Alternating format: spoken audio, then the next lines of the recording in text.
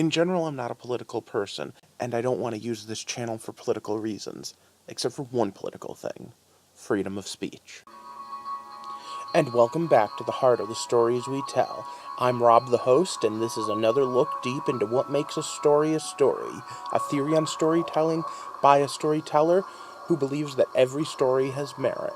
And tonight's episode is one close to every writer's heart: freedom of speech, the idea of we can say what we want or what we don't want.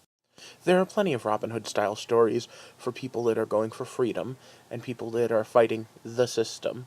But let's get started by talking about what I'm not going to be talking about tonight.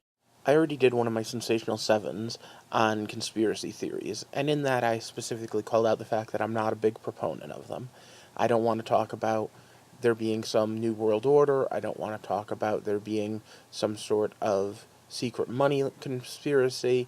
I don't want to talk about big governments all working together to conclude to keep you quiet.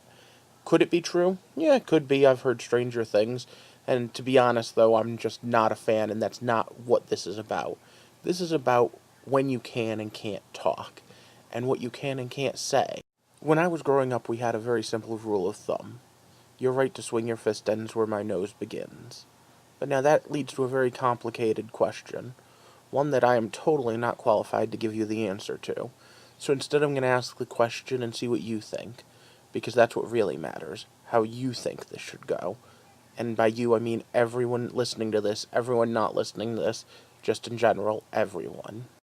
Who amongst us has the right to say what is and is not right to be censored?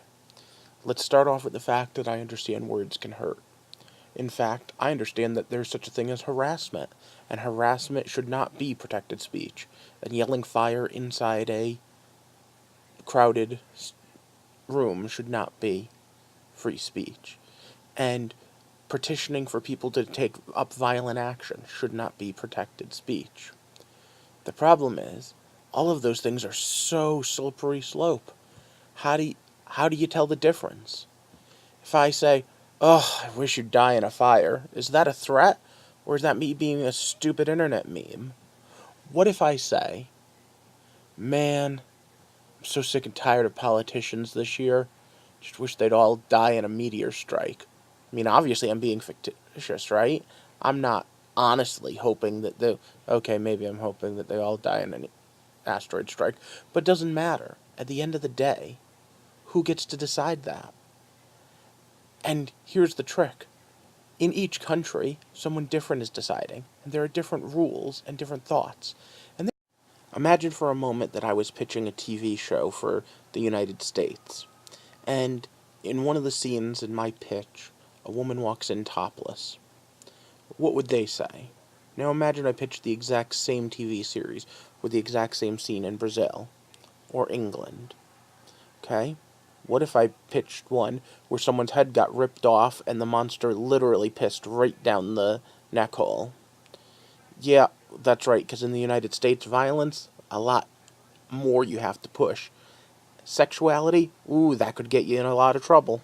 But if anything was going to start a controversy in the comment section, it was going to be this. So I want to know, what's your view on free speech?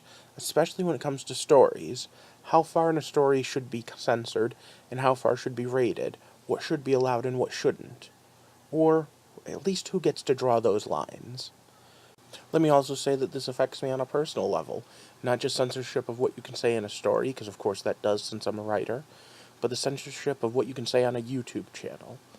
MacGyver is one of the shows that I watch, and it gets 1,000 views. Or no, okay, gets a view or two. And you know what? CBS hits me for copyright infringement. So I've had to stick to using no pictures for that. Why? I don't know. Gonna have to ask them. For now, I'd like to thank you for putting up with my little indulgence into free speech. Next week, I promise, we'll get back to making jokes about comic book characters and comic book movies.